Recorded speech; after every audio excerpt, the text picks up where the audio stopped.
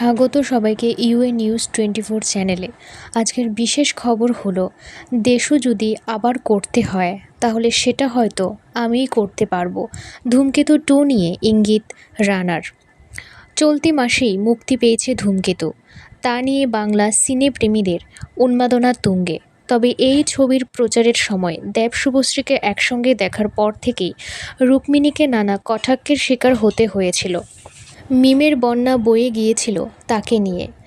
তা নিয়ে দেব থেকে কৌশিক গঙ্গোপাধ্যায় সকলেই প্রতিবাদ জানিয়েছিলেন। সম্প্রতি ট্রোলারদের করা জবাব দিয়েছিলেন রানা সরকার, আর তা করতেই রানাকে নিয়েও সমাজ মাধ্যমের পাতায় ব্যাপক ট্রোল শুরু হয়। সেই ট্রোলারদের এবার তুলোধনা করলেন প্রযোজক, সঙ্গে দেব শুভশ্রী জুটিকে ফিরিয়ে নিয়ে আসা ও ধূমকেতু 2 প্রসঙ্গে মুখ খুললেন রানা। বৃহস্পতিবার তিনি সমাজ মাধ্যমের পাতায় একটি ছবি পোস্ট করে লেখেন, দেব শুভশ্রী আবার।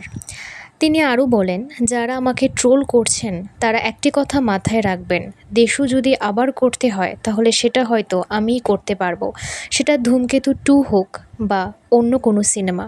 তিনি আরও লেখেন, আমার পরের সিনেমা সৃজিত মুখোপাধ্যায়ের লৌহ গৌরাঙ্গের নাম রে শুভশ্রী গঙ্গোপাধ্যায় অন্যতম প্রধান চরিত্রে। আমি রুক্মিণী মৈত্রীর সঙ্গেও সিনেমা করার জন্য অপেক্ষা করে আছি। প্রযোজক হিসেবে আমার কাছে দেব শুভশ্রী, রুক্মিণী রুদ্রনীল সকলেই সম্মানে সমান।